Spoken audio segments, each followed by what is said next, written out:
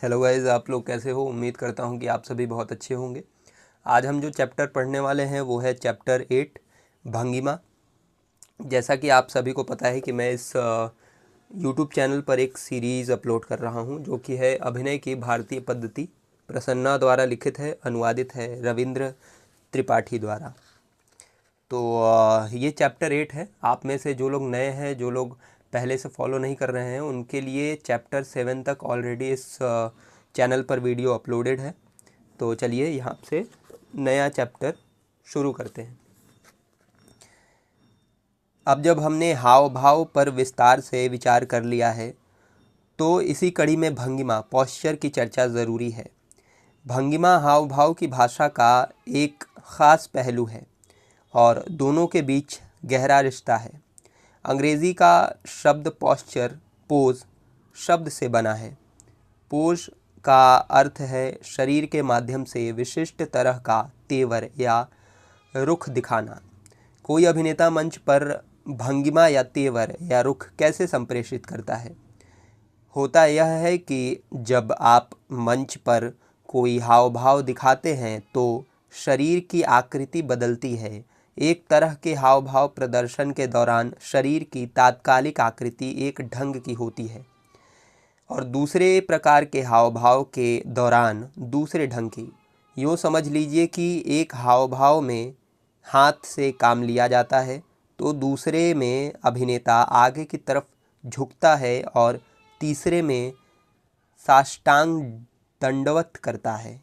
ऐसे और भी हाव भाव हैं। भंगिमाएं हड़बड़ी की चीज़ नहीं है। एक अभिनेता उल्लिखित हाव भाव को फटाफट नहीं व्यक्त करता।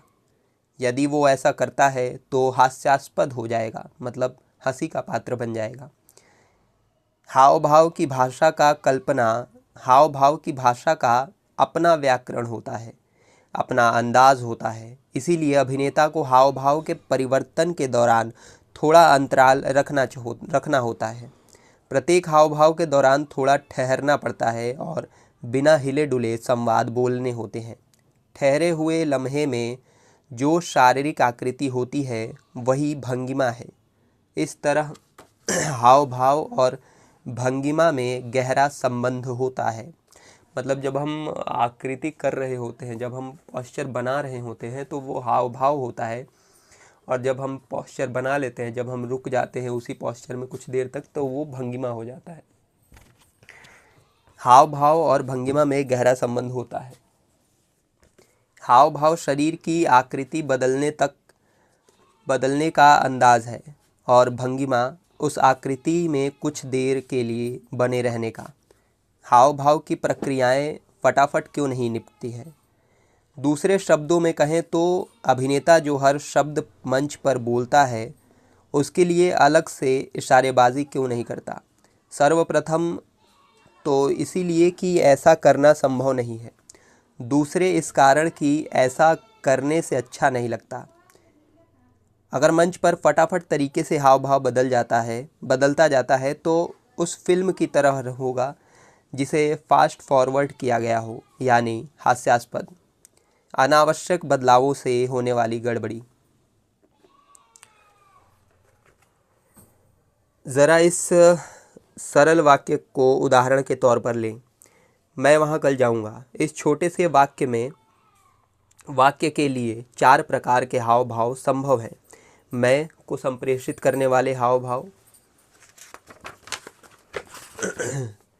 जाऊंगा को संप्रेषित करने वाले हाव भाव, वहाँ यानी जहाँ जाना है उसे संप्रेषित करने वाले हाव भाव, कल को संप्रेषित करने वाले हाव भाव। यहाँ वो वाक्य हैं जिसे कहने में 2 सेकंड लगेंगे। अगर आप उल्लिखित सभी हाव भाव को संप्रेषित करने लगेंगे तो आपको 4 बार इशारे करने होंगे। क्या यह संभव है? मैंने यहाँ एक आत्यांतिक किस्म का उदाहरण दिया, लेकिन यहाँ समझने की बात यह है कि जो अभिनेता अनुभवी नहीं होते हैं वो अनावश्यक संख्या में अपने हाव भाव प्रदर्शित करते हैं। ऐसे में सही पद्धति क्या है? उदाहरण के लिए वाक्य के सिलसिले में मैं ये कहूँगा कि आप या तो सिर्फ चारों में से एक ही हाव भाव को प्रदर्शित करेंगे या एक भी नहीं। एक रूपाकार या पैटर्न बनाइए। अभिनेता को इशारेबाजी तभी करनी चाहिए जब इसकी सख्त ज़रूरत हो, अन्यथा उसे तब तक एक ही तरह के हाव भाव में रहते हुए अभिनय करते रहना चाहिए जब तक भीतर से दूसरे हाव भाव को अपनाने की ज़रूरत न हो।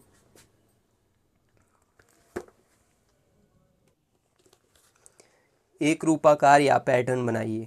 अभिनेता को इशारेबाजी तभी करनी चाहिए जब इसकी सख्त ज़रूरत हो, अन्यथा उसे तब तक एक ही तरह के हाव भाव में रहते हुए अभिनय करते रहना चाहिए जब तक भीतर से दूसरे हाव भाव को अपनाने की ज़रूरत न हो। इस अर्थ में अभिनेता को किसी डिज़ाइन में निहित पैटर्न या रूपाकार की तरह हाव भाव का प्रयोग करना चाहिए। अभिनेता अभिनय के दौरान अपनी कायिक यानी शारीरिक भाषा को डिज़ाइन या बुनावट प्रदान करने के लिए हाव भाव का उपयोग करता है। ऐसा डिज़ाइन अदाकारी की खूबसूरती को बढ़ाने में काम आती है। भंगिमा अभिनय के दौरान शारीरिक चारुता और खूबसूरती प्रदान करती है। दूसरे शब्दों में कहें तो भंगिमा संकेतों को सुंदर और सार्थक बना देती है। शरीर को व्याख्यायित करें। अभिनेता अपनी भूमिका को अपने मन में व्याख्यायित नहीं करते, जैसा कि लोग अमूमन सोचते हैं। वे शारीरिक हाव भाव और वाचिक पैटर्न से व्याख्या को व्यंजित करते हैं। इसीलिए भंगिमा निजी रचनात्मकता और गहरी व्याख्या के लिए एक माध्यम बनती है।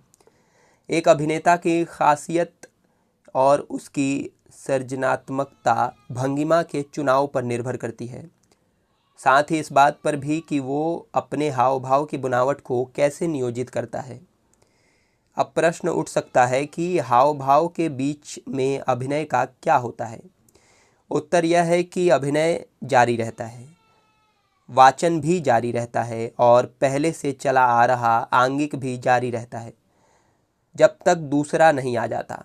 यही सिद्धांत है। हर शख्स की एक भंगिमा होती है। भंगिमा सिर्फ रंगमंच पर नहीं दिखती।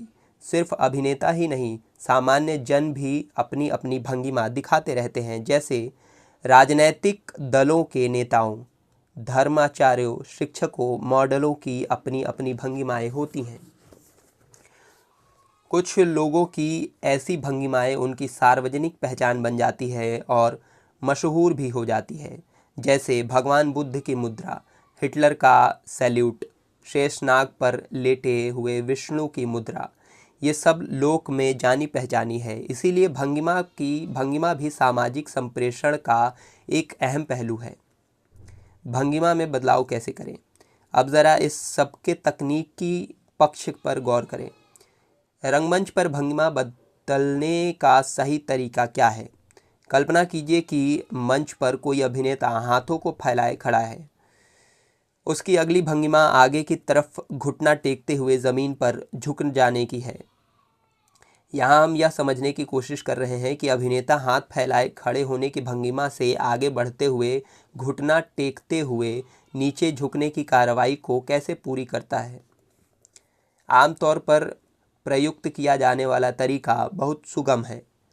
ऐसे में अभिनेता को एक भंगिमा से आगे बढ़ते हुए दूसरी भंगिमा अपना लेनी चाहिए। दूसरी भंगिमा में जाने के लिए पहली विघटित नहीं करना चाहिए। पहली से चलकर दूसरी भंगिमा तक पहुंचने का रास्ता क्रमशः पूरा किया जाना चाहिए, आहिस्ता आहिस्ता। यही सुंदर भी लगेगा। ज़रा देखें कि ये कैसे संपन्न होता है। ऊपर के प्रसंग को इस तरह किया जाना चाहिए। इस तरह किया जाना चाहिए। सही समय पर फैले हुए हाथों को पहले धीरे धीरे नीचे झुकाना चाहिए और फिर घुटने तक ले जाना चाहिए। फिर शरीर को भी नीचे की तरफ मोड़ना चाहिए।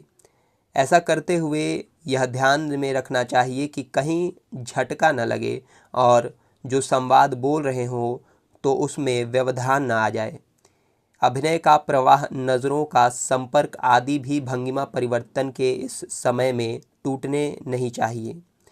यानी इस दौरान सहजता बनी रहनी चाहिए। और ऐसे में गलत तरीका यह होगा कि आप फैले हुए हाथों को पहले नीचे गिराकर शरीर सटा लें और फिर जाएं और तब घुटनों से ज़मीन को छुएं और हाथों को घुटनों पर रखें। इस प्रक्रिया में पहली भंगिमा दूसरी पर पहुंचने के पहले ही विघटित हो जाती है। फिर दूसरी भंगिमा भी पूरी तरह से पहले ही कई हिस्सों में टूट फूट जाती है। ऐसे में कोई अर्थ संप्रेषित नहीं होता, इसीलिए ये गलत पद्धति है। गतिविधि में तेज़ी नहीं होनी चाहिए। कुछ अभिनेता को लगता है कि मंच पर जो भी एक्शन होना चाहिए वो गतिविधियों से भरपूर होना चाहिए और नाटकीय भी, यानी हलचलों से भरपूर, खासकर जब वे अपनी भूमिका निभा रहे हों। पर यह सच नहीं है। दक्ष अभिनेता बिना अपनी कोई मांसपेशी हिलाए एक नहीं कई बातें व्यंजित कर जाते हैं। इशारेबाजी किसी अभिनेता की हड़बड़ी या दुश्चिंता की अभिव्यक्ति नहीं होनी चाहिए। सभी तरह के हाव भाव या भंगिमा को चरित्र के आंतरिक संसार को ध्वनित करना चाहिए। अच्छा, यहाँ पे चैप्टर 8 जो है वो ख़त्म हो चुका है और वीडियो को यहीं पे ख़त्म करते हैं। उम्मीद करता हूँ कि जो मैं पढ़ के आप लोगों को बता रहा हूँ समझ में आ रहा होगा, और जो समझ में नहीं आए आप कमेंट सेक्शन में पूछ सकते हैं। अच्छी लगी तो वीडियो को लाइक करें, सब्सक्राइब कर लें चैनल को, और अगला चैप्टर कल अपलोड होगा। ओके।